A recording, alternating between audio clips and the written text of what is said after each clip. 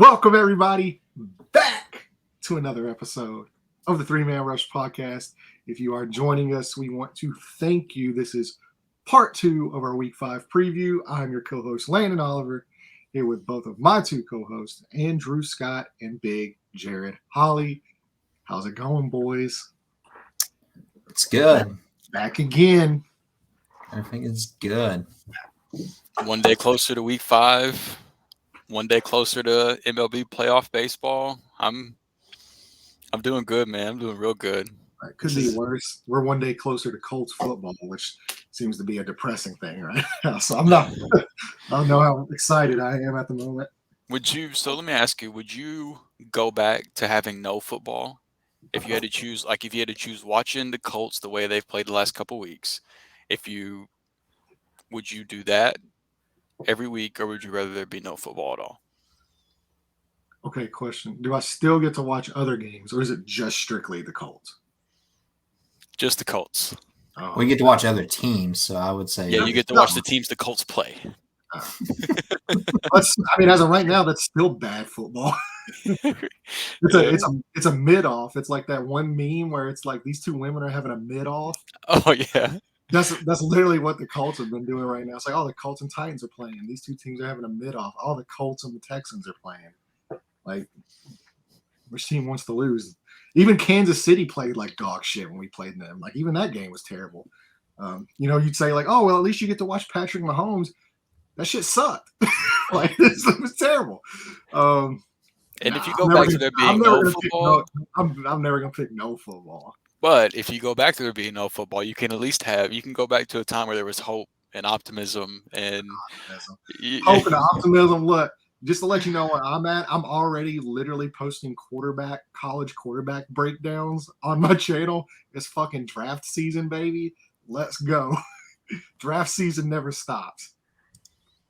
There's always optimism, man. Even if the Colts suck, all I can sit there and look, and I'm like, well, get us a young quarterback. Maybe a little Cameron Ward, Washington State quarterback. Posted some fun little videos on my Twitter. That's still waiting on coach's film to come in because it was literally just the broadcast footage of just some cool plays. But yeah, man, I'm waiting for all 22 on him. But has every team won at least a game this season? I don't think the Texans have. Oh, okay. I think they're the only one then. They tied, right? They tied, though. But they didn't. That's not a win. But the Colts got close. They were like, well, we'll give you a bone here because that's what we do. Like, we're just throwing out. It didn't go in the W column. Let's see. There's a lot of 2-2 teams. Yes, there's a ton. A lot of 1-3 teams. A lot of 2-2 and 1-3. The entire NFC West is 2-2. That's wild. Yeah. I know from the Victory Lab that I talked about yesterday with the Browns guy. 3 of those 4 teams are 2-2. The Steelers are 1-3.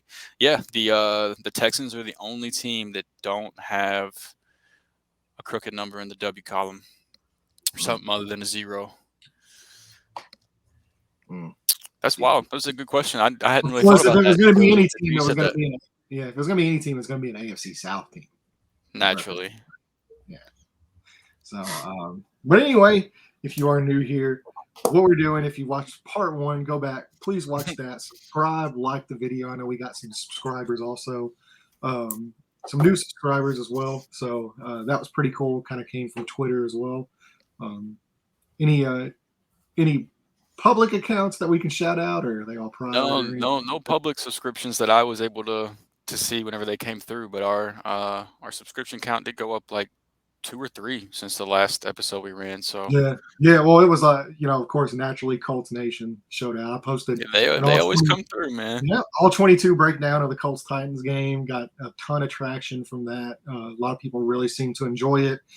Actually, I had some suggestions on like, hey man, like you should start a YouTube channel with all 22 breakdowns. Just doing all 22. Yeah, and I was like, well, one, like I don't have the time to do that, but 2, I already have a YouTube channel. If anybody wants to support us, here it is. It's a podcast. So, that ended up turning out to some cool stuff. But, if you are, like I said, if you're new here, go check out part 1 of our Week 5 preview. To this episode is part 2.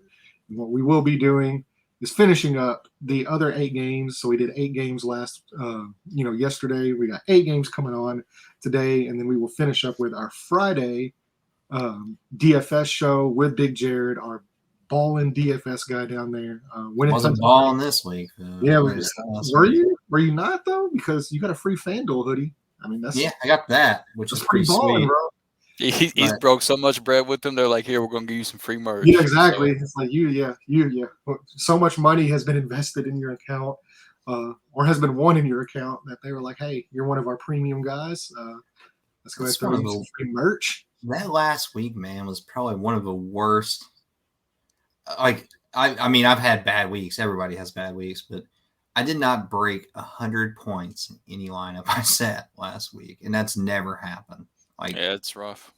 I mean, it was a rough week, man. It was a weird week. There was a lot of bad football being played. It hurt to watch. Fortunately, though, I picked a good game to watch last night. I did all 22 of the Lions and the Seahawks game, and that was just, I mean, it was a blast. Not if you don't like defense. I mean, if you like defense, you'll fucking hate that game. Yeah, that's not a good one to watch. Yeah, if you like quarterback play, if you love quarterback play, throw on some tape of Geno Smith of literally any week in like the last 4 weeks, and you will just be in heaven. Like, it's so good. It's so good. I don't know what I posted, like one of the videos I posted on last night. I posted one of the throws last night, and I was like, dude, I have no idea what type of secret sauce Geno Smith is on, but I gotta get me some of it because this is insane. The stuff he's putting on film right now. It's awesome. That being said, we do have some actual games we need to talk about. Some games that are coming up this week. And, we're going to get kicked off with our first one here. And that is Chicago Bears, an anemic offense, versus the Minnesota Vikings, which is like, are they a good offense? Are they not a good offense? Like, they go through, like, I guess, peaks and valleys, there's not a lot of consistency there, but consistently, the Chicago Bears offense looks bad. So, yes. Yeah. Weirdly has outscored the Green Bay Packers offense, though, if you did not know. That blows my mind, man. I read that too, and that just blew my mind. The Bears have scored more points than the 3-1 Green Bay Packers. Speaking of 3-1, that's the only thing that hasn't been inconsistent with the Vikings. Is if the Vikings were consistent, they would have started poorly. They'd have started the year off in a hole, but they're also 3-1. So, look at you guys turning it around and trying to actually be a good team. You love, I mean, as somebody that predicted them to win the division, it's nice to see. It's also scary to know that, Kirk could blow it at any moment, but at least they started somewhat hot for the first time in as long as I can remember. Hey, as of right now, they own the tiebreaker over Green Bay too. That's true. Yeah, week 1, that's true. Yeah, things are looking up, and then they get to play the Bears. So life is good for the Vikings right now. Yeah, they've definitely benefited from their schedule. They've definitely had a fun time with that. I will say though, their defense has played better than what I expected it to. It sucks what happened to that rookie safety in that London game. Though. Harrison Smith already got hurt too. Yeah, Harrison Smith was banged out. That was a pretty big lick he laid the other day as well. So that's those injuries are starting to rear their head for Minnesota. So here we go. But at least the pass rushers. Hey, to be fair though, man, those injuries are like they're coming for everybody right now. Absolutely, they are. Yeah, last week was brutal for injuries. Which, if you did not know, going into the game tomorrow night, Jonathan Taylor is officially out. So Melvin Gordon is in. Yeah. And Philip Lindsay is probably be it. So little revenge game. Philip Lindsay revenge game. Could be. Yeah, will maybe interesting. But yeah, it's tough sledding for injuries right now. That being said, let's get into this a little bit. The Chicago Bears right now look pretty anemic. I don't know really what to make. This is what sucks is like because when you go to watch the film on them, or like for me, for example, if I go to watch film on Justin Fields, it's almost impossible for me to evaluate. Doesn't take very long. No, it doesn't take me. He's not on film very long, but I mean, it's impossible for me to evaluate, like because Is the all 22 films, all 22 pass attempts that Fields has attempted this season? I think that's what all 22 stands for. Yeah, that's good. That's good. I think you're exactly right. Yeah, yeah. I mean, the guy's literally. I believe he was under pressure on 51% of his snaps last week. I mean, That's crazy. yeah. I mean, you can't win like that. You can't play football. You can't ask not a rookie anymore, but you can't ask a young quarterback that you've drafted to be your franchise guy to deal with that, man. Like you just can't. And it's tough to watch. It's tough to watch for him, and he does compound it some himself. He does kind of run the pressure and stuff like that. But the offensive line is actually surprisingly really good at run blocking. They're pretty damn good run blocking offensive line. They get after it in the run game. But when it comes to pass pro, man, like they have no shot. It's bad. So I expect these guys, Zadarius Smith. Daniel Hunter. Yeah, Danielle Hunter. I expect them to be able to pin their ears back in this game and kind of get after it a little bit. I don't know how they could expect Fields to get into any kind of rhythm whenever he's throwing the ball as low amount of times in the game as he is, and then on top of that, the snaps he does get, he's constantly under pressure. Like that's what I'm saying, man. I almost kind of thankful they don't let him throw because right now, if you let him throw, the dude's not gonna make it through the season. I mean, at least you're protecting him. Yeah, if they scheme some quick passes and get the ball out of his hands quickly, you can those quick, easy completions. Like you could get him in some type of rhythm and get his confidence up. That's also, I mean, that's also kind of where I said he's kind of compounding it a little bit because he is struggling to go through his progress. Which I mean was the big knock on him coming into the NFL, coming out of college was.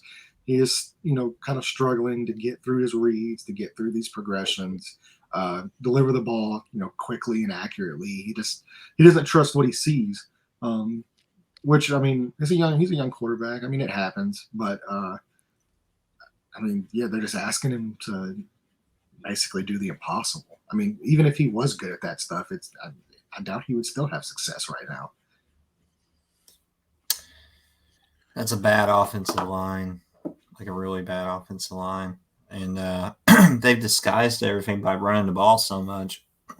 Which they've done well. They have. I think that's Khalil Herbert and David Montgomery deserve a lot of credit for even keeping them relevant so far on the offensive part of the ball. But, I mean, they're going to have to let Justin Fields attempt to open up the passing game some, though. Especially with Montgomery out. I don't know. Is he completely out for this week or is it? I have no idea right now. I mean, we'll probably know about Friday. They've said, yeah, we'll know Friday. To me, the most complexing thing to me about the way it's been is the usage of Cole Kmet or the lack of usage. Darnell Mooney. I mean, it's not like they don't have. They have some decent skill players. That's not the problem. I mean, they're utilizing St. Brown more than what they are Darnell Mooney, and it just doesn't make a whole lot. And they're using St. Brown in the run game. In the run game, yeah. Everything is based on the run game right now. This team, I don't know if they feel like Mooney actually had a pretty decent management last week. He kind of showed up a little bit this last week. And they're 2-2. I mean. Somehow. At the end of the day. Yeah, but like I said, man, like the usage of Cole Kmet, I don't understand because you're talking about going back even to preseason. In the preseason game, all the starters played first drive. I mean, the guy was getting, just lit up with touches, and he was producing. He looked great. And then it's the regular season comes and it's the exact opposite. It's supposed to be the opposite. You're supposed to save the guys for preseason and then unleash them in the regular season. Right now, it's they used them in the regular season. Justin Fields was slinging the ball everywhere. Cole Kmet was catching everything. And we're oh, yeah, here we go. And they got to the regular season and they've just put them, on ice. And it's just so weird to watch. Yeah. I don't know, man. So anyway, Kirk Cousins, Justin Jefferson on the other side of the ball. Those guys are great. KJ Osborne, good game as well. Finally showed up some. Irv Smith, not very frustrating there for him, but I think this could be a big Dalvin Cook week. He hadn't really been Dalvin this year, like the Dalvin we're used to. But Alexander Madison. Man. But I how was bad gonna the say- how bad the Bears defense is against the run, and then the fact that I expect Minnesota to, be Comfortably taking ahead. care of business in this game. I think Dalvin could get some work. I'm and- kind of and be worried more about productive. Dalvin Cook's workload, though. I feel like it's a new head coach. It could be more of a committee than what it's been in the past. That's all I'm going to say. And I don't know if Dalvin. Well, he is prone to getting banged up. I mean, Yeah. So, it could Yeah, but just be he's kind still of self-preservation thing. He's still getting 77% of the team's rushing attempts, though, which is like it's like the 10th highest percentage of a team's rushing percentages in the league. So like he's still getting plenty of carries. It's just the big pop plays hadn't really been there. Touchdowns will come. This is still a good offense, so I'm not really too concerned about Dalvin. I think he's like, I don't know. I know we don't completely focus on fantasy on this, but he's still a guy I'd be looking to buy low because I do think the pop's going to come. And I still think he's a good running back. Like, I don't think he's looked terrible or anything like that to me. So if he keeps getting that high amount of carries, related to the total amount of carries the team has, I think Dalvin is going to be just fine. Yeah, he's a good player. So I think we're all three clearly making the same pick here. I'm going to go with the Vikings. Yep, same. Yeah, and if you are interested in the money line, just to make sure we are consistent with that, let me pull this up here because, like I said, they're all over the place. Not in the same order on my sheet. Right now, though, the Vikings are -7 against the point spread. I wanted to guess. Oh, Can I guess the over/under? Yeah. It's a dome game. 43.5. Literally 43.5. Jeez, let's go, baby. Give me my hoodie. Let's go. Give me my hoodie. Literally 43.5. Vikings are -133 favorites to win. Bears +240 underdogs. Yeah. So yeah, like Jared, man, look at you go. You got it pulled up in front of you, don't you? I swear to God, I have nothing in front of me right now. I know you. Jared is a man of integrity. That's right. He's not. He doesn't cheat like these baseball home run. That's a whole podcast show right there. Oh boy, you don't want to be started on that. He ain't no damn Barry Bonds, boy. Get me started on that one. I love steroid era. All right, let's get on to our next one here. The Tennessee Titans versus the Washington Commanders. Who wants to lose more? That's what that's what this game should be titled. Who wants to lose more? Right now, man, both these teams, like I said, just even going back through the Colts game, the Titans have won 2 in a row. They did not look good. They didn't look like a good football team. They got to play the anemic Raiders. They got to play the anemic Colts. I mean, they took advantage of a lot of mistakes, which credit to them. You got to play who's in front of you. Doesn't matter if you look good or not. But I will say I do, like I said before, and I shout, gave credit last week. Tannehill's playing really good football, man. Tannehill's really holding things together for this offense. It's a really good matchup for him, too. Yeah.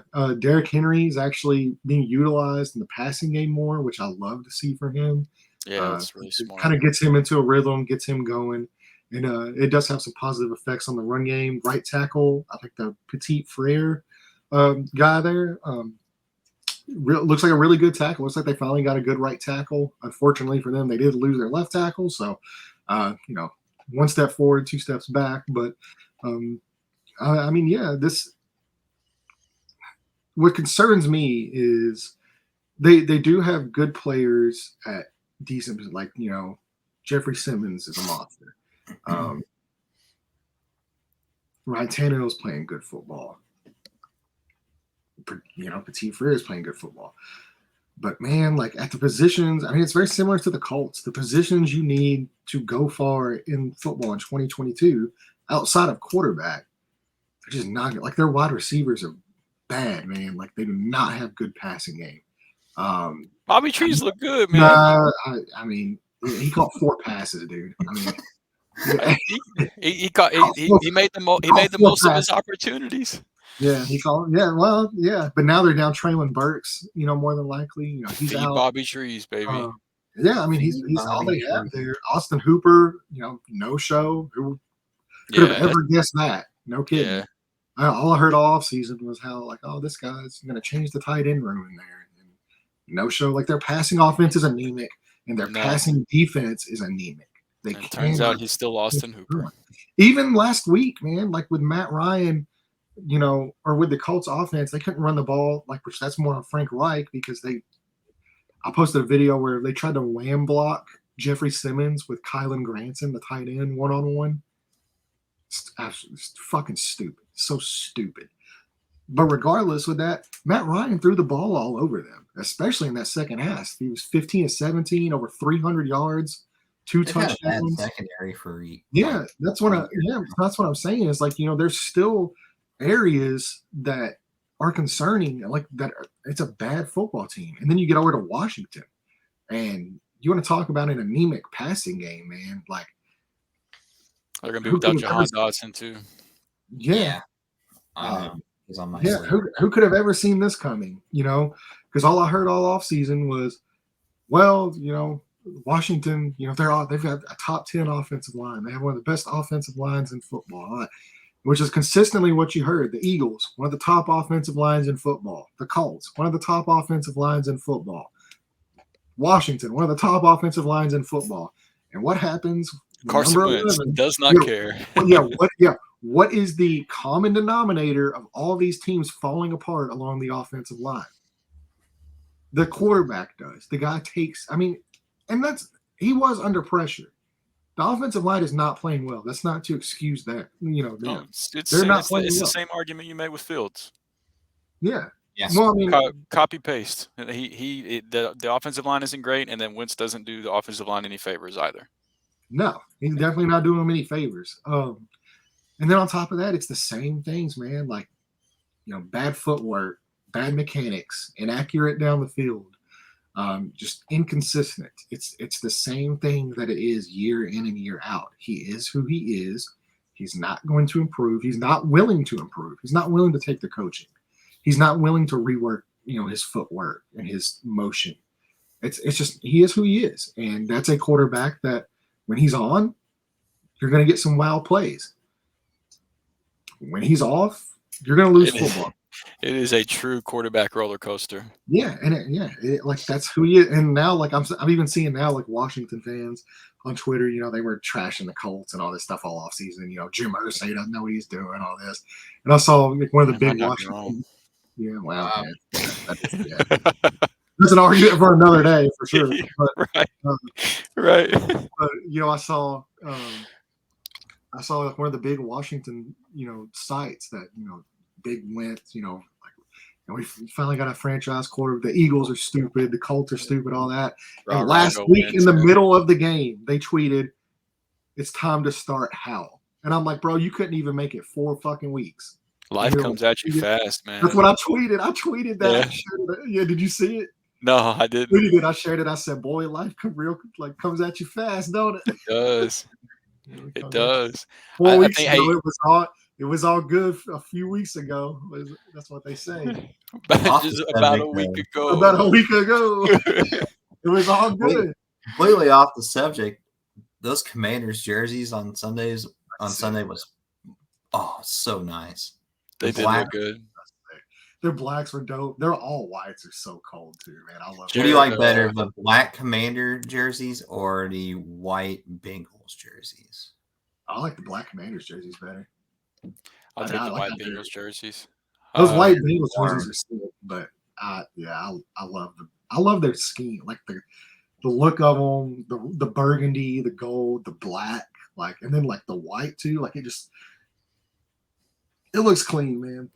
That's one thing they did get right. Like, I think the name is stupid.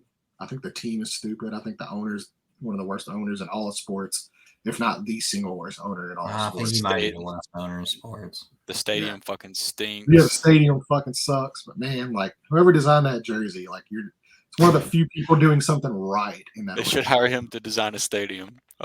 Jared, what's the over under in this game?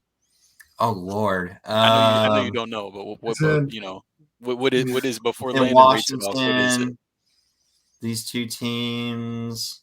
Because I think this could be one of the shootout games this week. I agree. Yeah, remember, it is. I'm going to say the 40.5. It is the Commanders. It is in Washington. Titans are 2.5-point favorites, if that does help you. So what are you going to say? 40.5. 42.5. Damn, that's higher than I thought.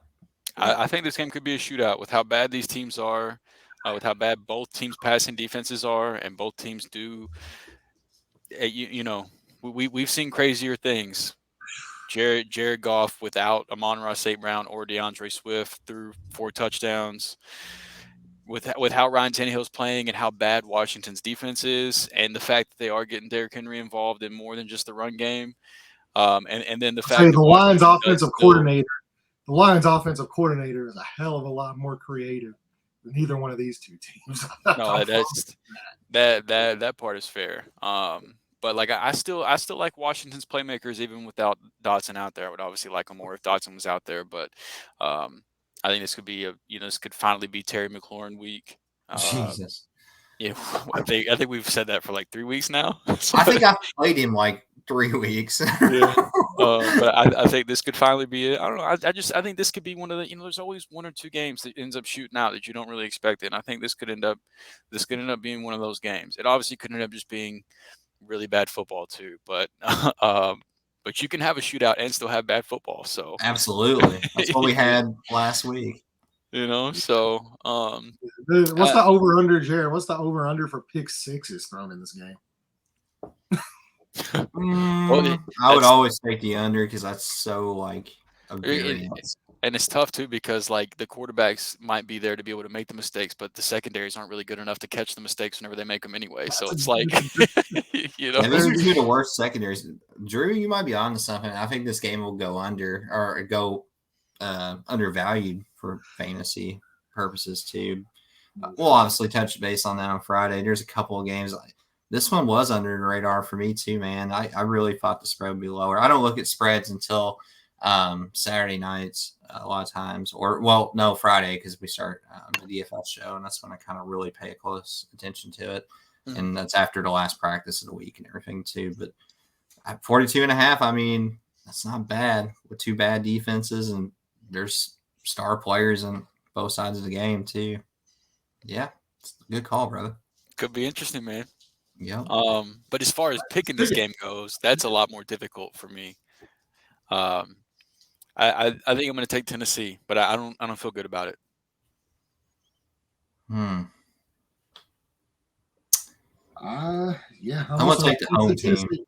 I'm going to take Tennessee. I'm going to take the Commanders. Yeah, I trust Ryan Tannehill. That's what he's fucking say.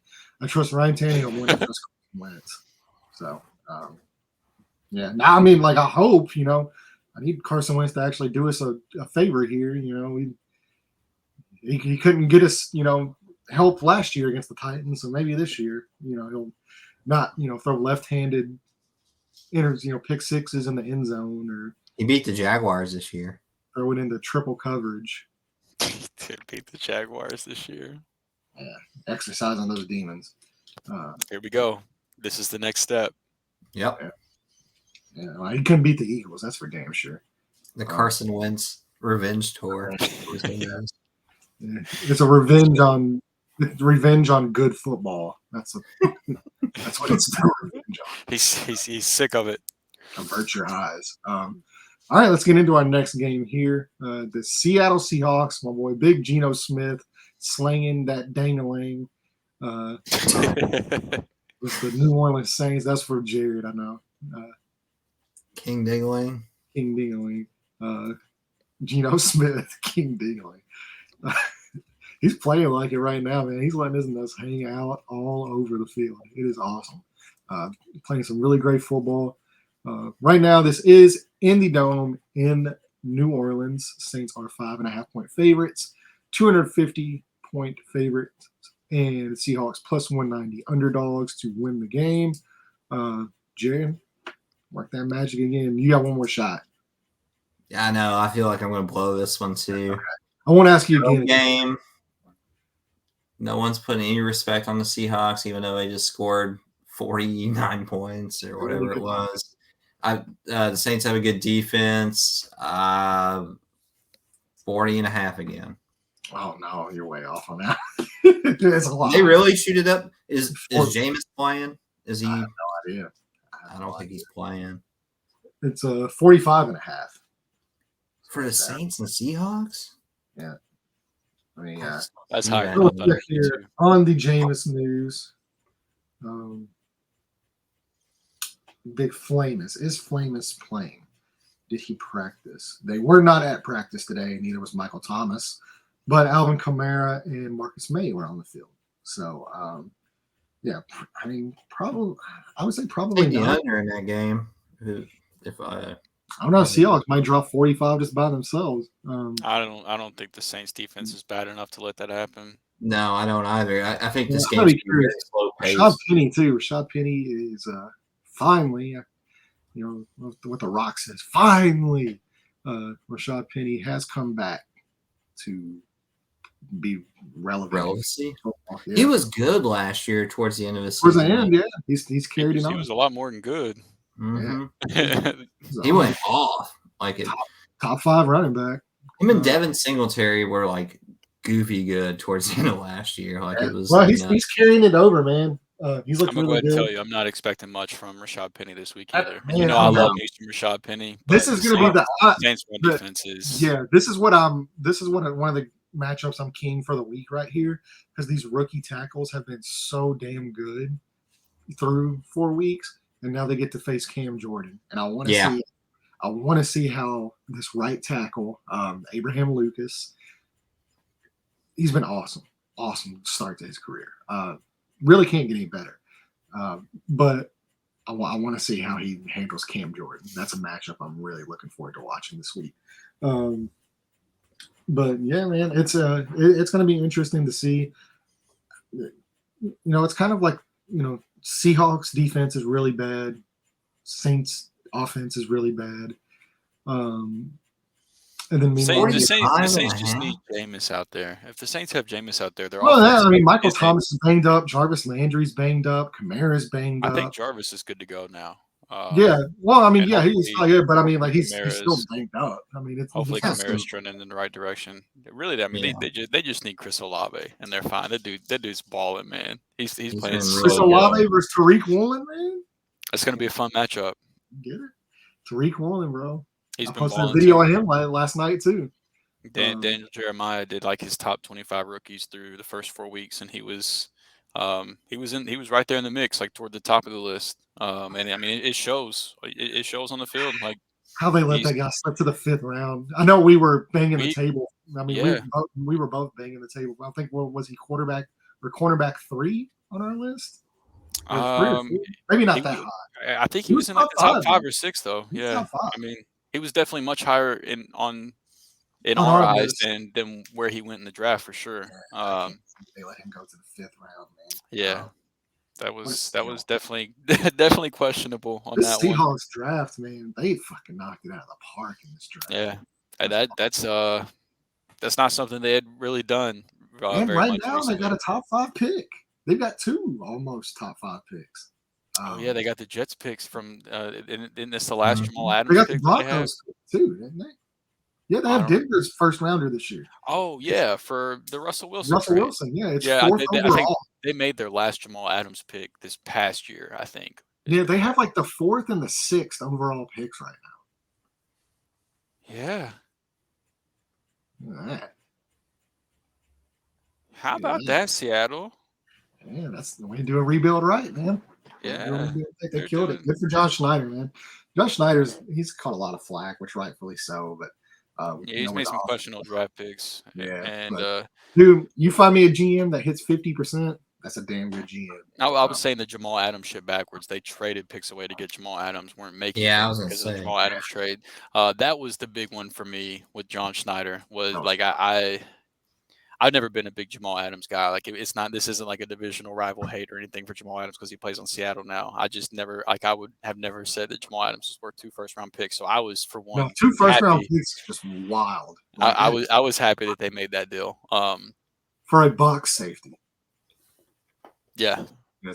That one was weird. I mean, maybe. I mean, yeah. Like for 2 first-round picks to pay off, this guy's got to be the second coming of Ed Reed. Like yeah, pretty much. That's what you're looking at there. But yeah, man, I love what this year though. Yeah, I love what Seattle's doing, man. I really do, and I love what Geno's look like. Their offense has been really creative this year. They're getting him out of the pocket. He's accurate. He's on time, and even when he's in the pocket, man, like he's just making some fucking phenomenal throws, some damn good passes, man. It's so cool to watch. So yeah, I mean it's tough. I'll tell you what, man. I've talked a lot about it, but I'm gonna take Seattle on this one. I'm gonna take Seahawks. I got the Saints. Yeah, if I knew that Jameis for sure wasn't going to play, I might be with. If Jameis was playing, I'd probably take the Saints. But I'm because it was so close to being a game call game time decision thing last week. Bad, man. Yeah, they were still in that game. Yeah, they were, because he had Chris Olave. But with how close to a game time decision it was for Jameis last week, I'm gonna operate under the assumption he plays this week, and I'm gonna take New Orleans. If Jameis plays, that 45 makes sense. Yeah, I'll tell you this, man. If Geno Smith comes out and shows out this weekend, I'll start putting a little respect on his name. Damn, Rashad Penny.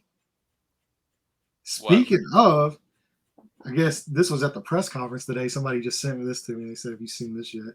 Said Rashad Penny at the press conference said he feels more free to run when he doesn't have to worry about quarterbacks messing with the plays. Said Geno Smith trusts him to make a play and does not hold him back. Woo! Well, he certainly didn't hold anything back. Tell us how you really feel. Right. Well, that's what happens when you come off a big win against the Detroit Lions. Every Seahawk fucking hates Russell Wilson. It's wild. That's what happens when you come off that big win against Detroit. You get that added confidence to you. Yeah, oh yeah.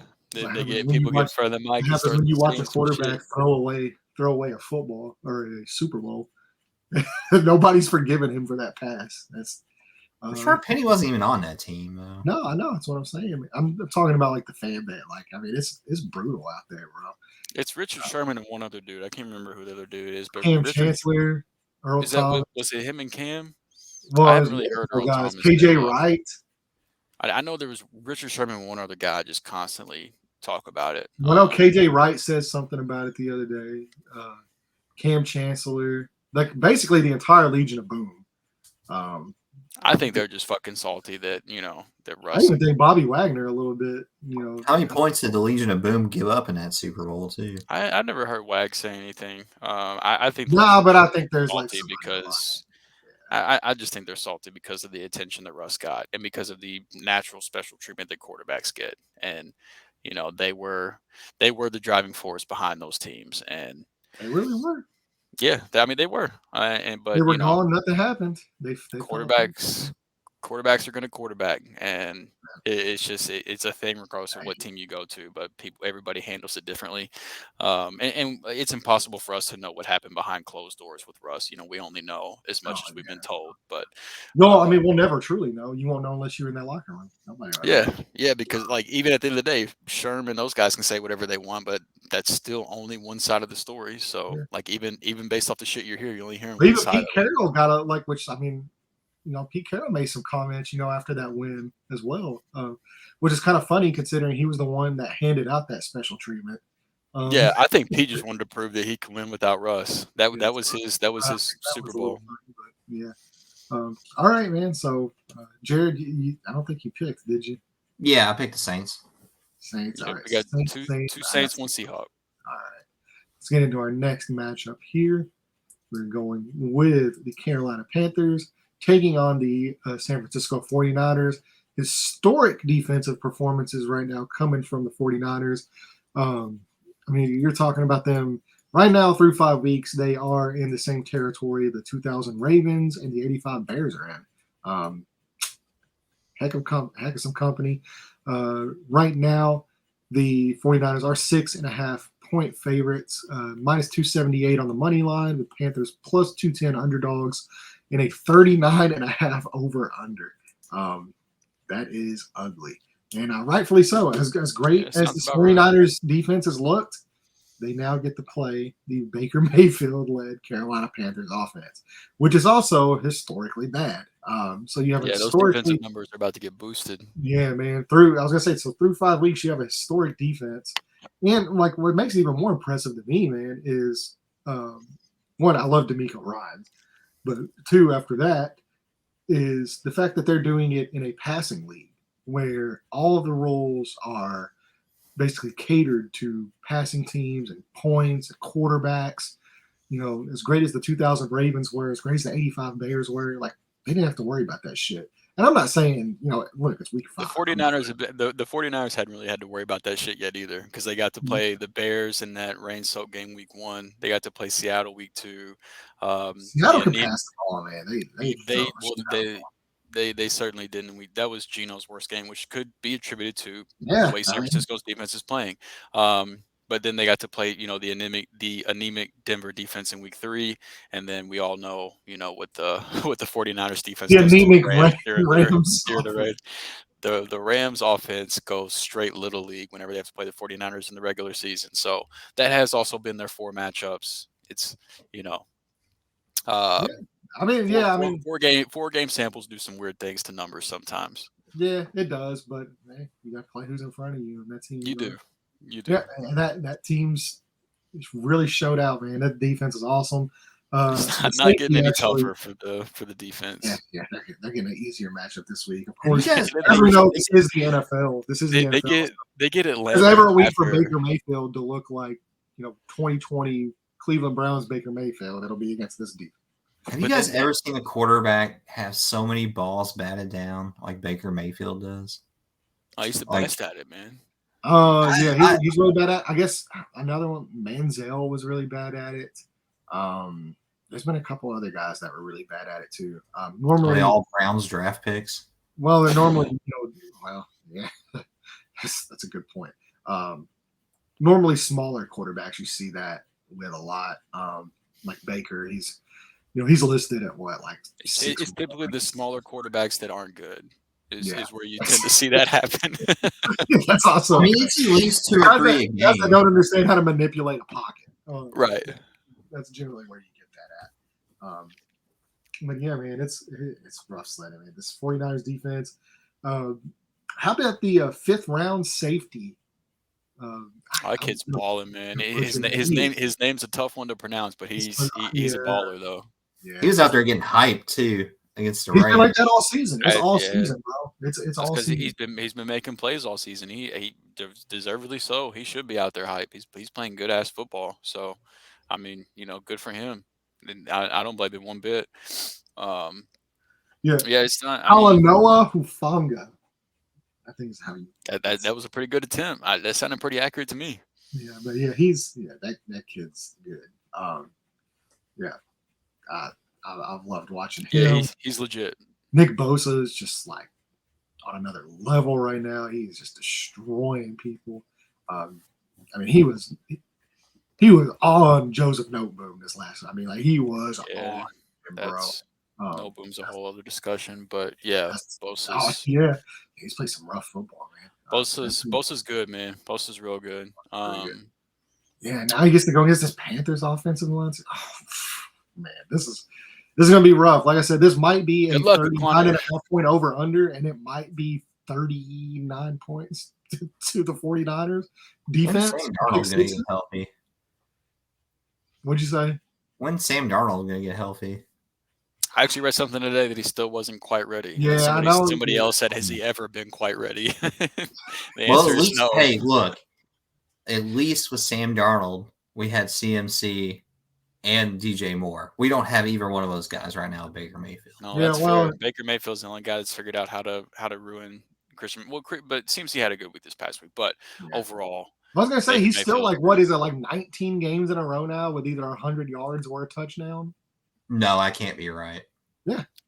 This week maybe, but the previous week there's no way he had 100 yards or a touchdown. I don't think he had either. Yeah, I'd be surprised if that held up through the first 4 weeks of this year. It did. It did. I will pull it up right now. Yeah, that's definitely surprising. Christian I McCaffrey. do remember that. I do remember that stat Game being a log. thing. Yes. So, yeah, and this is total yards. So he had 100 total yards or a touchdown. Mhm. Total yards is unbelievable for sure. Yeah, week 2, 102. Yeah, 102 rushing. Week 3, 108 rushing. And then this last week against Arizona, 8 carries for 27 yards. So bad rushing performance, but 9 of 9 catches for 81 yards. Oh, he didn't get in the end zone this past week. So it was just all the rushing, or I mean, all he the did. He did also receive. He got in the end zone too. Okay. And then also, so the 100-yard streak was broken week 1. He only had 33 rushing yards and 24 reception yards, but he did score. But he got in the end zone. So yeah, so his totals in full point PPR this week or so far has been 16, 17, 14, and 26 against Arizona. And it's weird to say that, like, other than this past week, that's like below average for Christian McCaffrey. Just we're used to seeing him. He's running back 5 a week. Season. Yeah, that's you got to pump those numbers up. Those are rookie numbers. He's running back 5, and Jared's like, hey, he's broken Christian McCaffrey. He's running back 5. That's how great. Well, I mean, the running back position in general has been awful. Well, the running back position has been terrible this season, man. It has been bad, but I mean, yeah, like either he's every single week, man, or that he's been healthy. And I believe it's like 19 games in a row that he's been healthy. Who's the 4 RBs? Who's the 4 RBs in front of him right now? Nick Chubb's got to be Jamal Williams. Saquon. Jamal Williams is 3. He's running back 3. And then Jamal Williams. Yeah. So yeah, Nick Chubb, Saquon. Nick Chubb and Saquon.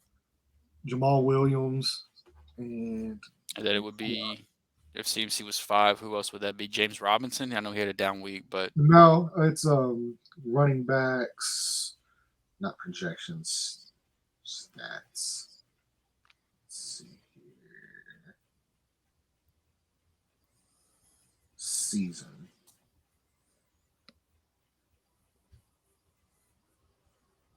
I'm just curious. Oh, where's the season? I kind of am too because I mean I knew the Nick Chubb. Saquon's running back 1, Nick Chubb running back 2, Clyde Edwards-Helaire running back. Oh yeah, that's right. Still forever the best sell high. Jamal Williams running back 3, Austin Eckler running back 6. A 3 touchdown game. We'll do that for you. That whenever there's only been 4 weeks played, that will, like I said, week 4 samples do some weird things to numbers. But I mean, I don't, that's kind of how boring this game is. This is where we've gotten to whenever we've talked about this game. But I don't think there's a whole lot to talk about, to be honest.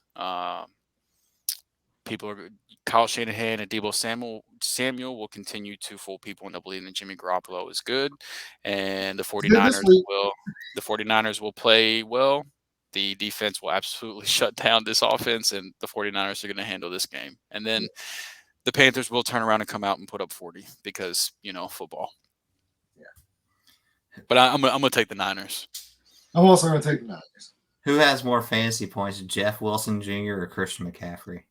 Christian McCaffrey. I'll take the 49ers. I'll take Christian McCaffrey and the 49ers.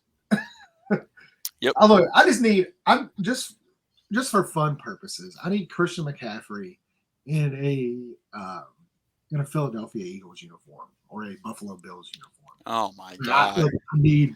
I need something like this, to save. I can't. You know where out of those like teams, I would rather see him in like Baltimore. Like, I feel like Lamar him and doesn't really J.K. Dobbins. I absolutely want to see him in Buffalo. It would blow up everything, but Christian McCaffrey in Buffalo, holy hell, man. dirty. Oh my God. Technically, I don't really want him in Buffalo though, because that would take away from Josh Allen's rushing numbers. It wouldn't be good. Yeah, I care nothing about that. CMC to But Buffalo. That's what, man, I'd love him to see him with the Eagles. I really would love to see him with the Eagles. yeah, they don't need him though. They got Miles Sanders, man. No, they don't need him. They definitely don't need him. That freaking guy. Oh, No, Slate breaking Miles Sanders. I don't, obviously I don't actually think that Miles Sanders is better, but he's been playing good football though. I really liked him at Penn State too, which is kind of funny. I did too. All right, so let's get into our next matchup here. Speaking of Miles Sanders, Yeah, Philadelphia Eagles versus the Arizona Cardinals. Battle of the Birds. It is in the dome of Arizona. Believe that's actually been a pretty good stadium for the Eagles to play in, if I'm not mistaken. it's a pretty good stadium for everybody to play in right now. Yeah, no kidding. DeAndre If you did not know, the Eagles are 5.5-point favorites, minus 250 favorites on the money line. Cardinals are plus 190 underdogs with an over/under of 49.5 points. This is probably the highest over/under of the week, I would imagine. It is not. I was gonna say I don't like it because I wouldn't like a high over/under for One of this the games game. coming up here we're going to talk about is actually.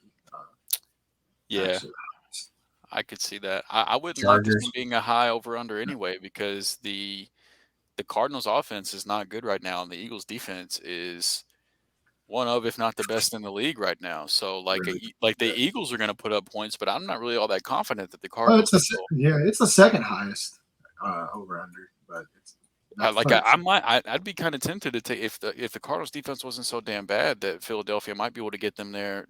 Philadelphia could do most of the work to get them to the over, but I don't have a lot of faith in Arizona putting up a lot of points this weekend.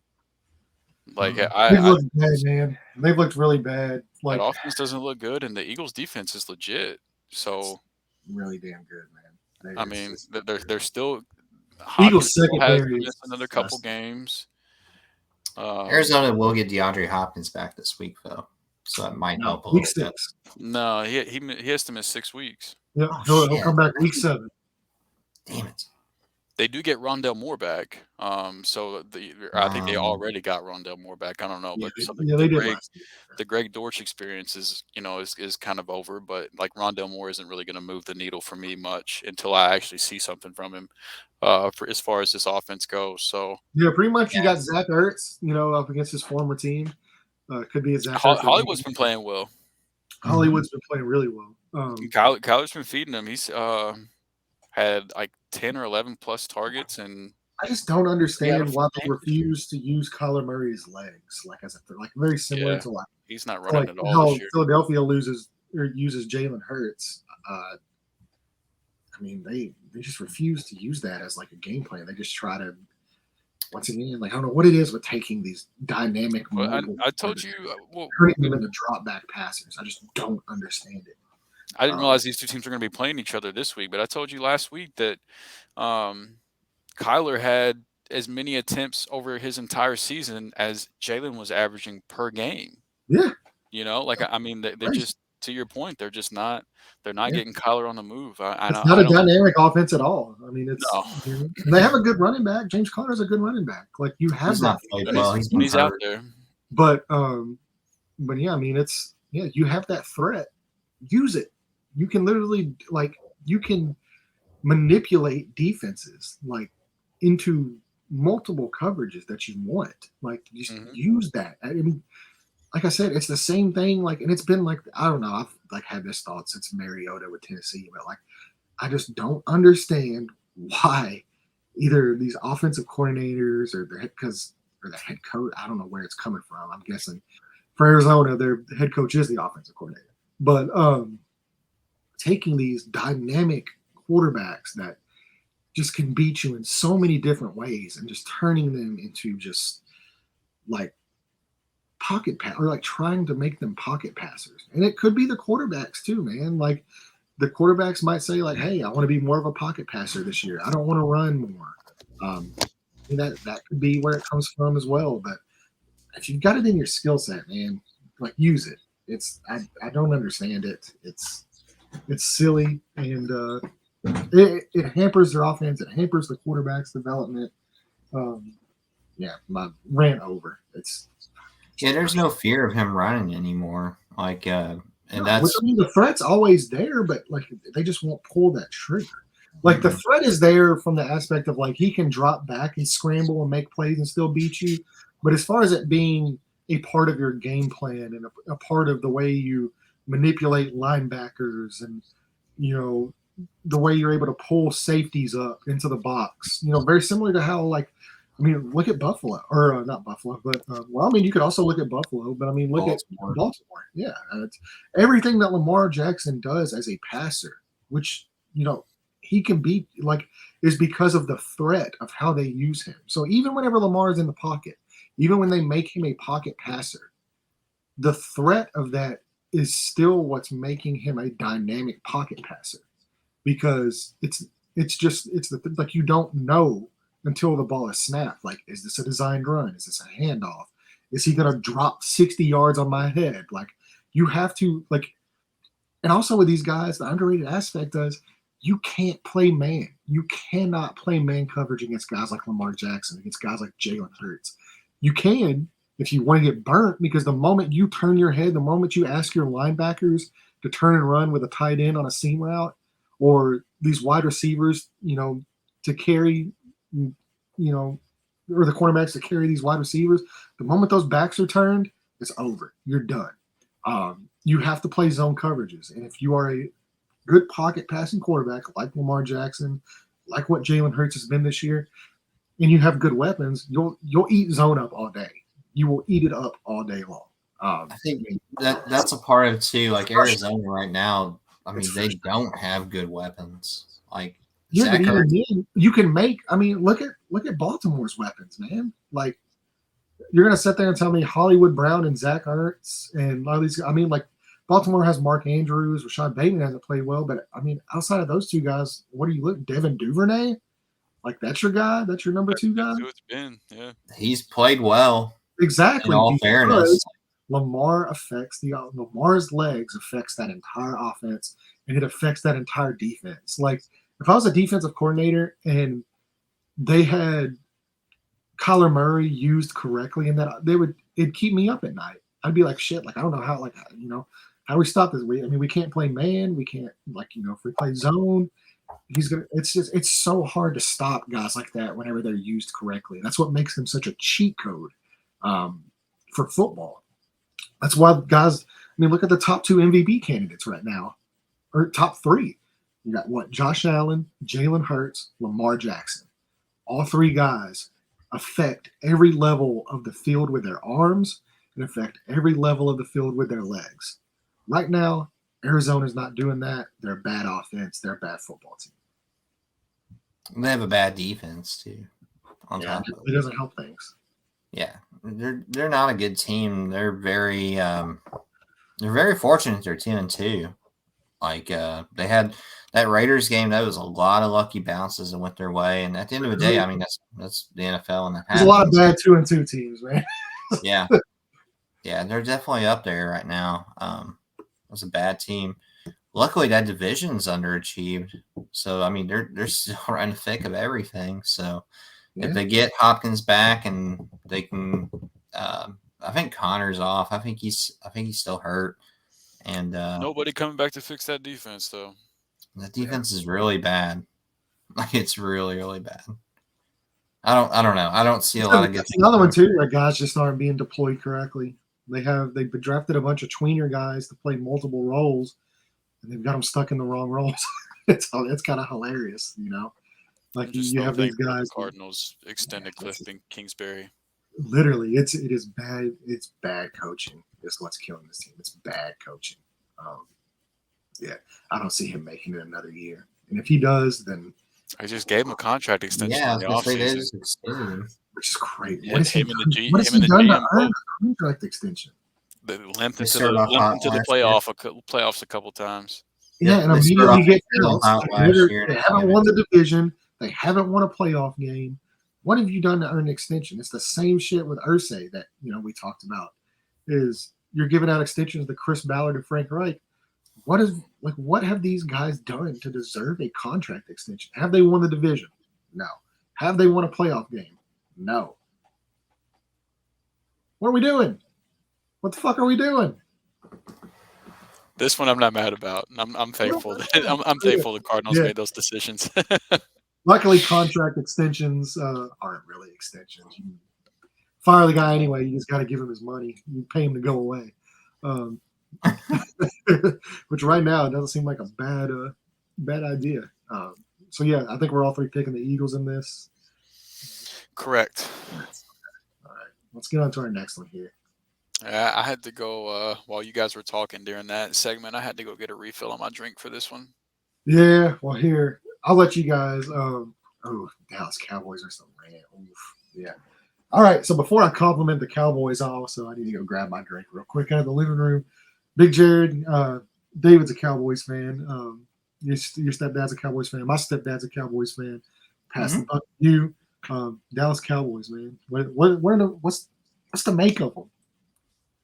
They have a great pass rushing defense, like a really good pass rushing defense. Like safety room is balling too, by the way. Yeah, their defense has played extremely well. I think obviously Cooper Rush has played well.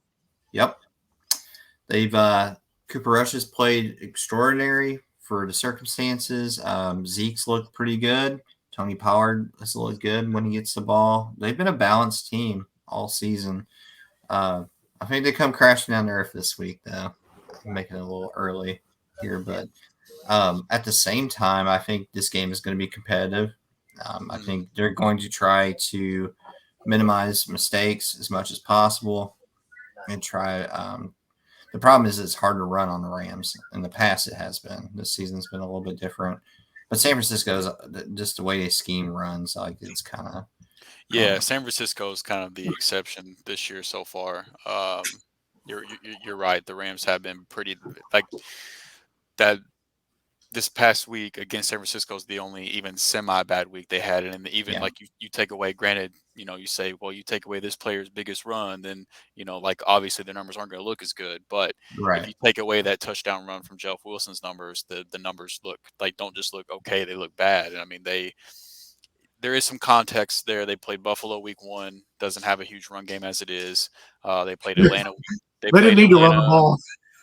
No, they didn't. They didn't even have to show up for the second half. They played Atlanta week 2, who, they didn't do a lot in the run game which, again, is partly because of the Rams' run defense. But then week 3 they played Arizona, who, like you said in the last segment, Jared, their running offense has looked just off so far this week as well. So it's been a mix of them having the talent in place to stop the run and not having really tough matchups. But even the San Francisco game, as bad as that Jeff Wilson run looked, the run defense as a whole did look good. So I think your point about Zeke and Pollard possibly having a tough week is on point. And on the other side of that, the Rams secondary is beat to shit right now. They were already down like that. Their second and third defensive back, behind Jalen Ramsey is typically like their fourth and fifth defensive back. And then one of their safeties, Jordan Fuller, just was just announced today he's going to be out for a couple weeks. So that's another body in that secondary that's going to be down. So it could be another Cooper Rush, CeeDee Lamb week, and that's CeeDee's looked really good these past couple weeks. He's finally getting the targets funneled to him, because Amari Cooper's no longer there. It certainly helps whenever you have a really talented receiver leave the receiver room to let your other really talented receiver get more targets. But CeeDee's been doing a lot with them. I know he had that ugly drop a couple weeks ago, but CeeDee's looked really good, and I would expect with how they haven't really used Jalen to shadow people this year much. So I wouldn't expect CeeDee to get a shadow treatment or anything unless they try to change things up this week. So I think CeeDee could have another good week this week. I think it really showed last week too. Michael Gallup didn't have a huge game, but I think he opens up things for CeeDee Lamb. really Noah good. Brown's played well enough too, where he opens up things for CeeDee Lamb. Well, he has The the running game's been pretty good. he has the trust of his quarterback. Yeah. Yeah, they got that backup connection. It never fails. No, that is a thing. Yeah, there's two things I do want to highlight with the Cowboys outside of their defense, because their defense is really awesome. First off, like I need to make an apology to Mike McCarthy. Just We're only at week 4. Keep that in mind. Week 5. Or week 5, yeah. We're 4 games in. But I'll say this is, your franchise quarterback goes down. There's a lot of teams that fold in that moment. There's a lot of teams that's almost a death sentence on your season. We've even seen the Dallas Cowboys do it whenever the last time it happened with Dak. Yeah, that's true. So the fact that he's got one, Cooper Rush is playing phenomenal football right now. Mm-hmm. He's playing phenomenal football. And that was the other guy I was wanting to highlight. But of course, it's a quarterback. Imagine that. But yeah, man, like we've been really hard on Mike McCarthy, rightfully so. He's earned a little bit of it, but at the same time, he's earned the criticism. I guess to earn the praise. That guy's really got this team ready to play. He's got that quarterback prepared. He's giving him what he needs to succeed, and credit Cooper Rush for taking advantage of that. He's made some damn good throws, man. He looks like a good quarterback. It's been impressive for sure. But yeah, like the defense, that defensive line, it's really damn good. Their linebackers are covering well right now. Vander Esch is actually kind of playing like he did his rookie year a little bit. That safety room, dude, that safety room's fire. It's so good right now. And then Diggs, as much as he got shit on for he has a lot of interceptions, but he allows a lot of yards. He looked really good last week. He ain't allowed a lot of yards this year. He's locked down right now. He's been more disciplined for sure. Yeah, and then not only that, but I believe they get one of their 3 safeties because they like to use 3 safeties in their defense. They get their 3rd safety back this week, so they'll actually be even healthier as a defense. And they moved Keanu Neal, I believe, the linebacker as well. It's like they're a lot better of a team than what I expected them to be. I was worried about some of their defense specifically. And it's really great. And Micah Parsons, man, best defensive player, not named Aaron Donald in football. It's he's phenomenal. He's so good. So yeah, it's been right now. I would say he's my defensive player of the year. Through week 5. So it's tough to watch. The Rams on the other end, though, man, like that offensive line is rough. There's lack of communication there, no boom. Guys are just getting whooped one-on-one. It's hard to win football like that. Trust me, as a Colts fan, I've had to watch it for 4 weeks now. It's you're setting your quarterback up for failure, and that's why Matt Ryan. It's why Matthew Stafford. He's turned the ball over a lot, and a lot of that has to do with their run game hasn't been that great because they're getting no push along the offensive line, not allowing these running backs to succeed, and then on the passing game, like. You're asking that guy just to do too much. Luckily, you have Cooper Kupp. Yeah, I love him. That he's even better this year than he was last year. In fact, he's already got 45 catches already through 4 weeks. Is that something like that? It's just absurd. That's absurd. So yeah, man, Cooper Kupp's awesome. I love that Skoranek kid. I love him. They're I love using him in a whole new way. Fullbacks, as a fullback, though, that's so awesome. I love and he's not afraid to play the blocking role of that. It's not just a way to scheme him into he's effective. There was a show if you're watching the Manning cast last week, I believe it was a 4th down and they were going for it. He said, I'm running behind Skoranek. And that's exactly what they did. They picked it up. Worked. Yeah. They picked it up. So I tell you, do you know if he's healthy? I know he got banged up. I think Skoranek's going to be okay. Yeah, I don't even think he was on. I really want that kid healthy. Allen He- Robinson he is was- kind of perplexing. Because I don't think it's really any fault of Allen Robinson, just from what I've watched. Like, I don't think he's Here doing we anything. go. That's the name I was looking for. Yeah, I mean, I don't think he's. I agree. Yeah, I don't think he's really doing anything wrong. It's just the way, like, the offense has just kind of been like dictated. I guess it's like just from watching it, man. Like it's hard to use because if you look at what Allen Robinson's strengths are, it's 50-50 jump balls down the Getting field. down the field. Yeah, getting down the field. And right now, man, they don't Plays have enough can't time. progress. Yeah, they don't have enough time to let those routes develop. So Stafford is having to get rid of it to either Cooper Kupp, to Tyler Scarron. Higbee.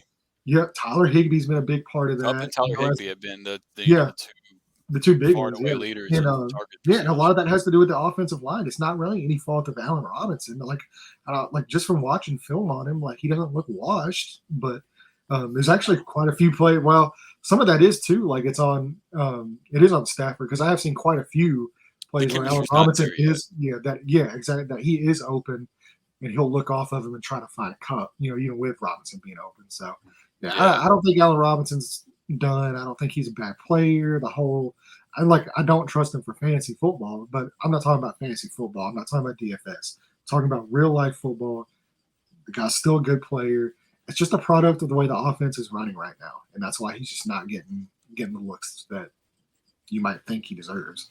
Yeah, I mean the right side of the offensive line has been fine. Like Rob Havenstein continues to be one of the most underrated right tackles in the league. Yeah, he's only given up like 10 pressures in passing situations out of like 170 pass blocking snaps, and then undrafted free agent Alaric Jackson at right guard. He's only given up 4 pressures and 119 pass blocking snaps. And that's a dude that prior to this year he's only played tackle before this year. So I'm gonna say, man, your big issue's left tackle. That's your issue. Well, it's the left side of the line in general. Like they're down to their third string center right now. Which there ain't nothing you do about that. That's just I mean it's just bad luck. Yeah, but like that reared its head in that San Francisco game. They were getting through the middle of the line as soon as the ball was snapped. And then No Boom has not played as well as he did in whenever he would get spot starts if Whitworth missed or just had a week off or whatever. No Boom. Yeah, limited action. He was awesome last year.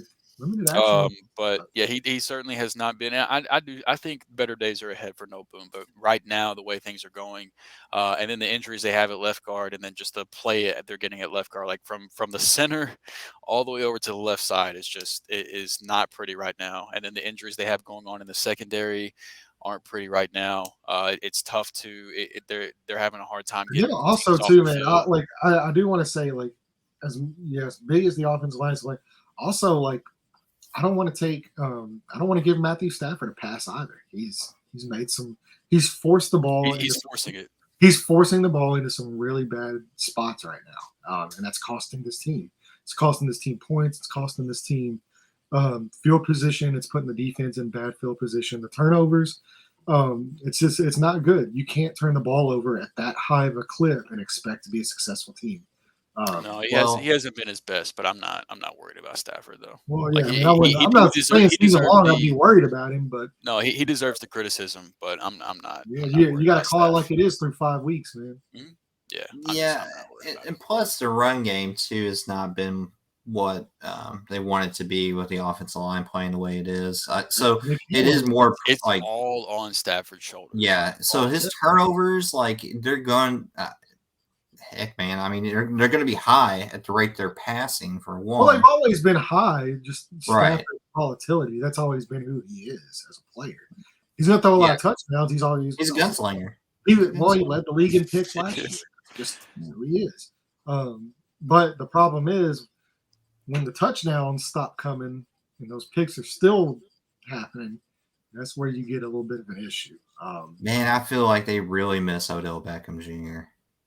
Oh yeah, and Van Jefferson too. They haven't had Van Jefferson all year, and he's not the best receiver in the world, but he does stretch the field better than even Allen Robinson possibly right now could. But again, until that offensive line area gets fixed, that's not going to matter either. I don't think a deep that's really what's holding them back at the moment.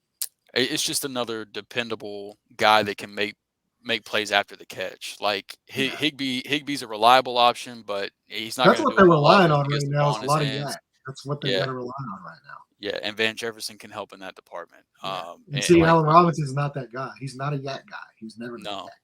no, he's And not. I mean, obviously you're the Rams fan. I mean, they played a lot of like big like marquee matchups. I don't recall once this year of them going up top.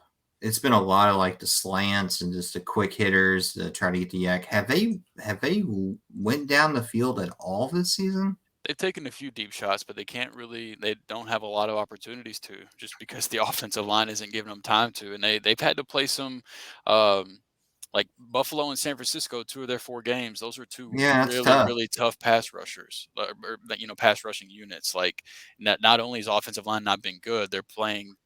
So, and it's not getting any easier this week against Dallas.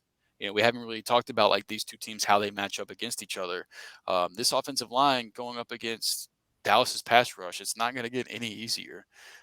So I'm worried. I still, I still have faith in them as a team, but this matchup particularly, I am a little worried how they match up, considering the success that Dallas has had rushing the passer, and just how bad Dallas or the Rams offensive line has looked. It's gonna be a problem, man. And I'm a little nervous. I can't lie about it. Yeah, I'd probably be nervous too. I'm actually gonna take the Dallas Cowboys in this game. I don't blame you. When's Dak scheduled to be back? Is he on track of playing? He won't play. No, it's Cooper Rush this week. No. I know, but he might be back. He might be back to fall. Yeah, it could be. Yeah, it could be next week or the weekend. I really want Dallas to win, so they have to determine if they want to go back to Dak. Oh, I don't think it's any question. Yeah, Regardless, there's not a controversy. controversy. How many games Cooper Rush wins, I don't think it matters. There's not a controversy. I don't think there is either, but I just know how that fan base is, and like I'd love to see them. I mean, that's any fan base. If you're going to bench the guy that's undefeated at quarterback and he's playing as well as he has, like, yeah. What? So let's say theoretically Dallas wins this game, and then Dak comes back next week and loses 3 straight. And then they lose a couple in a row. that would make for some good TV. That's for sure. Yeah. Hot take though, I'm taking the Rams. They're at home. I'm going to take them too. I'm going to take them as well. McVay and company usually do really well coming off a loss. Like you said, they're at home. I just think I just think their personnel is overmatched. That's my only concern. But I think they're overmatched in some really bad spots, and that's what worries me. Yeah. Micah Parsons scares the shit out of me in this one. he does. Well, like I said, DeMarcus Lawrence. I mean, they're getting saved. They're getting even healthier on the back end. That 3 safety tandem is nasty. Diggs is playing out of his world, man. Like, the offense is what I'm worried about the most for the Cowboys. That defense is just cold blooded.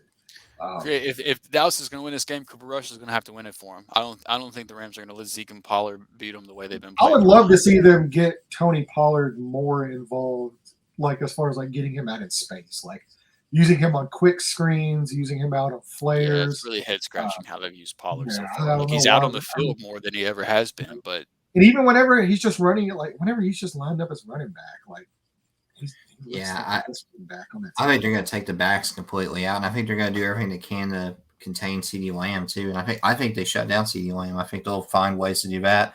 I think the way Dallas wins this game if I'm them, like as weird as this sounds right now, the easiest way right now to make Cooper Rush uncomfortable is, instead of taking away CD, is to take away Brown. No, you take away CD. No, that's his security blanket. That's who he looks for when things go wrong. That's not what the target show. That's not what the target show.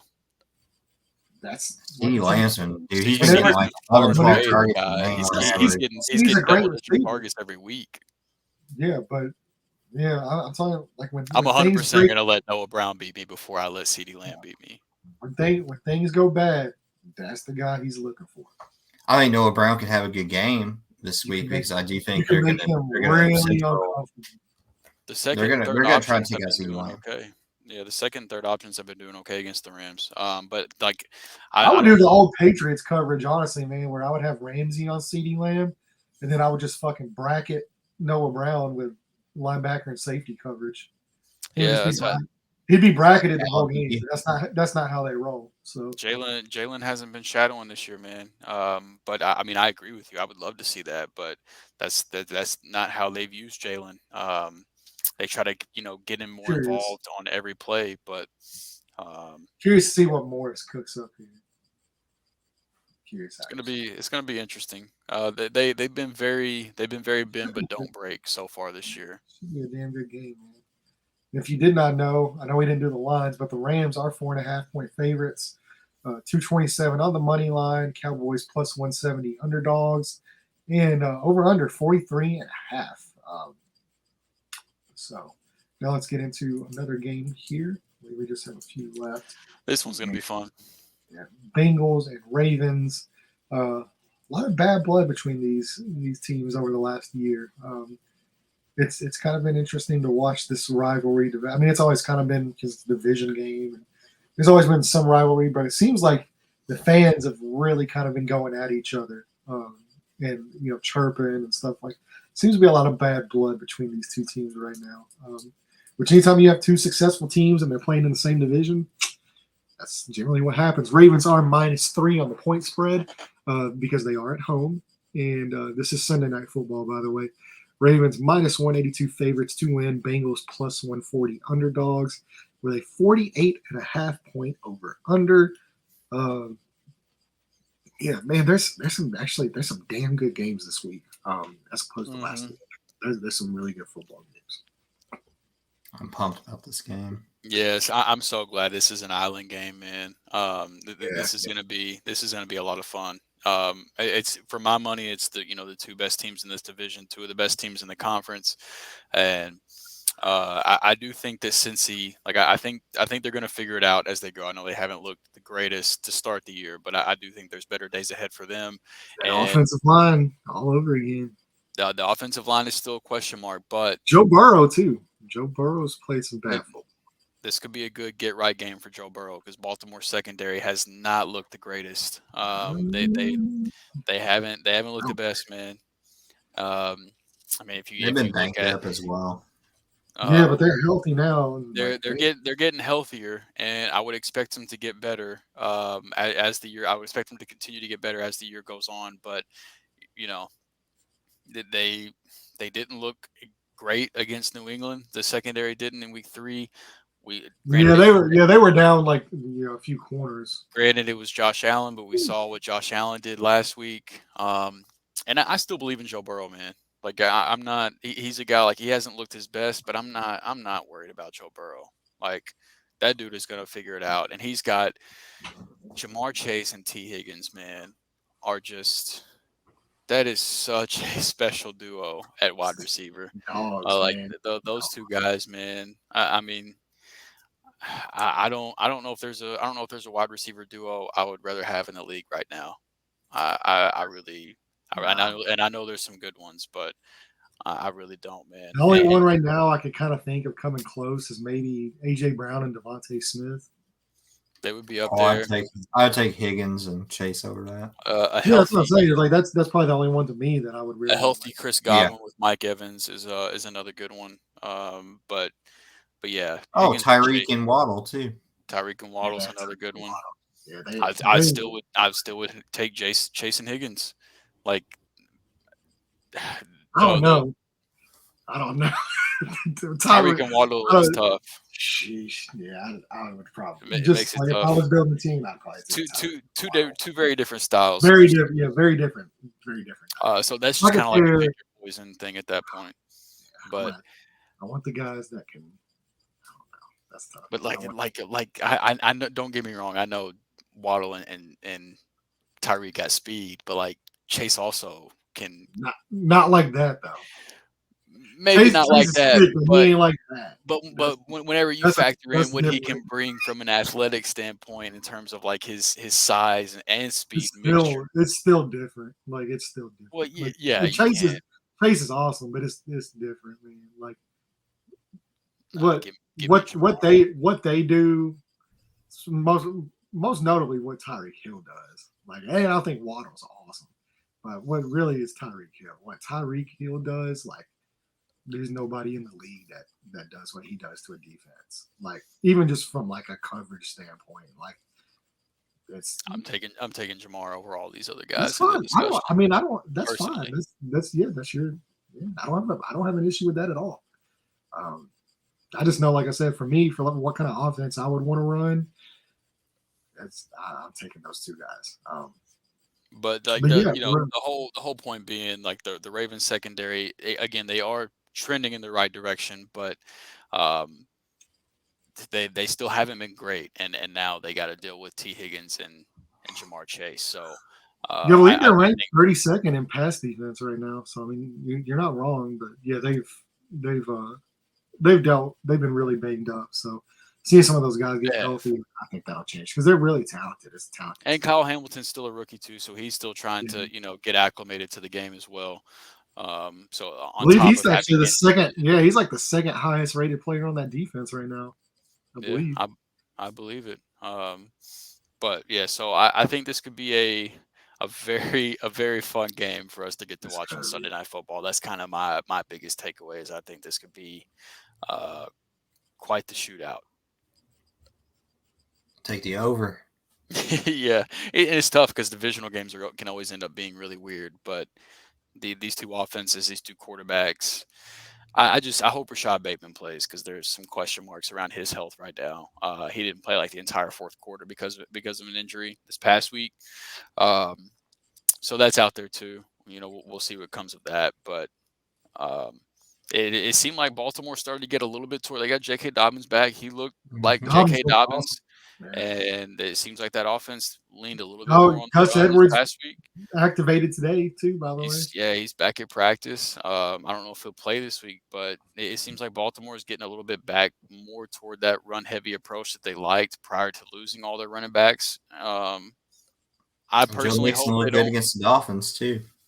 Mixon's look pretty decent this year, and he's getting involved in the pass game a lot more than he was last year.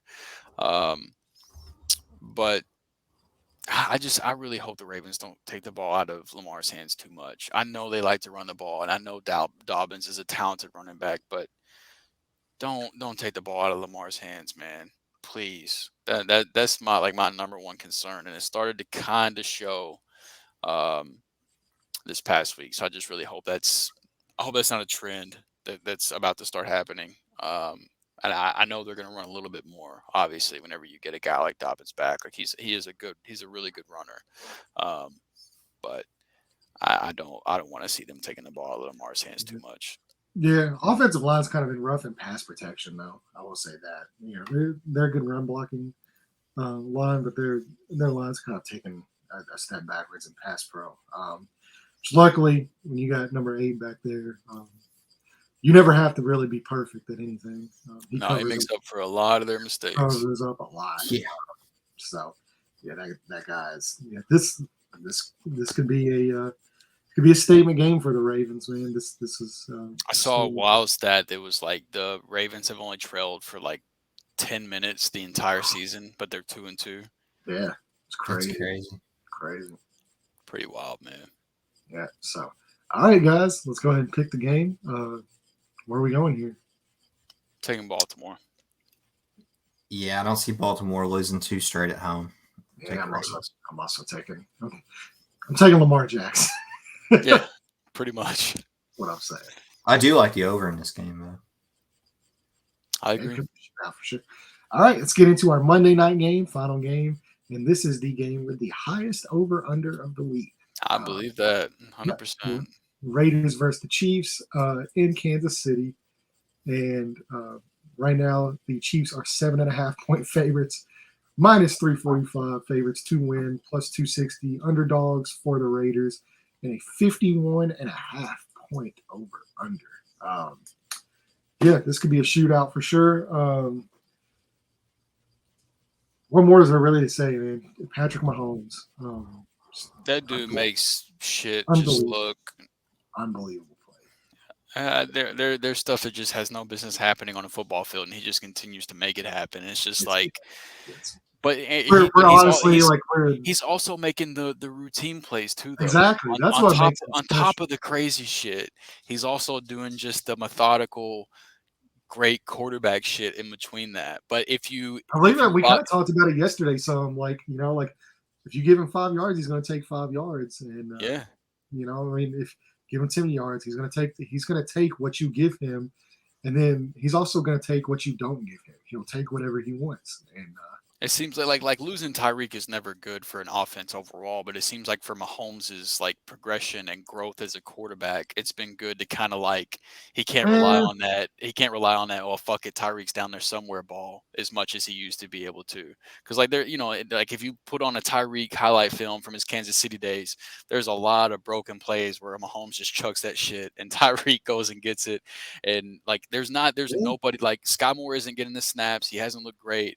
And he's there's nobody like that. That's why I said, man, it's like that's probably why I would take Tyreek. There's not another Tyreek Hill in the league, and like I'll be the first to say that I gave too much credit to the Chiefs and to Mahomes for Tyreek's success whenever he was in Kansas City, and seeing what he's done with Miami. Clearly, I was wrong in doing that. He's 1-on-1. But there's not a guy that can even come close to replicating that for this Kansas City offense. So he has had to be more precise and things like that this year. And it's outside of the Colts game, man. He's answered the bell, man. Outside of the Colts game, he's been almost flawless. And then you have that's what makes him so fun to watch. And that's what makes him fun to put on the film and break down his tape, is because, like you said, for me, it's so cool to see, the 360 spins in the end zone, and he's got his tongue hanging out like Jordan, and he's dunking on dudes, and all that's cool, man. But what do you do in 3rd and long against cover 3 man, or the cover 2 that everybody seems to run against them, where they're just sending 4 guys, dropping everybody else back into cover 2. You've struggled with that before. What are you doing against that defense? And now it's what do you do to stop him? You basically if the only way to stop that offense, the only way to stop that team is to get pressure. That is it. That's the only way you can get to Patrick Mahomes. That's what the Colts did. The Colts beat up the Chiefs' offensive line. That's the only reason the Colts are even in that game. And even then, it took, it took Chris Jones saying Matt Ryan's mom smells bad or some shit to even then, not really handle the game, but put them in a position to win the game. So, I mean, they're literally that away from possibly being undefeated. This team's a damn good team. Andy Reid's a damn good coach. Still gets a little galaxy brain sometimes. No, that's what he does. He gets a little cute. Tries to get a little galaxy brain sometimes, but those are few and far between. Mahomes is a special player. We should all just sit back and enjoy what we're watching. Be very thankful we get to watch him play. Unless you're a Chargers fan or you're a Raiders fan, Broncos fan. I mean, I'm sure you fucking hate it, but probably not quite as. I've always liked Kansas City. I've liked the franchise. I've always enjoyed the franchise. Love the fan base. Very passionate fans. I've always, my very first fantasy pick, of all time, was Clinton Portis. So. I've always been a big fantasy fan. Always been a Chiefs fan due to fantasy football. I've always liked that fan base, man. So, and they've went such a long time without really that franchise guy. They've constantly been searching for him. And boy, did they find it. I mean, yeah, dude. I mean, I remember watching the Chiefs back. Trent Green was quarterbacking for them, and I was just, there's, it goes that far back, and I'm like, man, they've been looking for that guy for a while, and it's cool to see that fan base as passionate as they are. Finally get that franchise guy, that face of the league. Man, it's awesome for sure. On the Raiders side, though, man, Raiders. I believe they stole a division game in Denver. They're not out of it either. They're 1-3, but they're right in the race for along with all the other 1-3, 2-2 teams. Unfortunately for them, man, it's an uphill battle. This is a tough one for them because I know they got a little bit of confidence, but that defensive line still isn't really showing up to me. The offensive line and pass pro, I don't know what's going on. I don't know why Devontae Adams just literally isn't getting every single target because he's open on literally every play. Like the guy's just he's open. Throwing the ball. Like the Mac Hollins thing is cool. It's fun. And he's played good football, but Josh Jacobs looked really good. Yeah, get your guy the ball. Josh Jacobs has looked good this year. That's the thing I'm kind of looking for because Kansas City's been pretty tough against the running back position this year. And Josh Jacobs looked really good last week. So does that continue? I don't think so.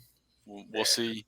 But I do think this could be These two teams always play each other tough, man. They do. Derek Carr usually shows up against the Chiefs, so I do think that this could be a Derek Carr, Devontae Adams, even Darren Waller game this week. I think this is going to, because Kansas City is also going to put up points because Vegas' defense is bad.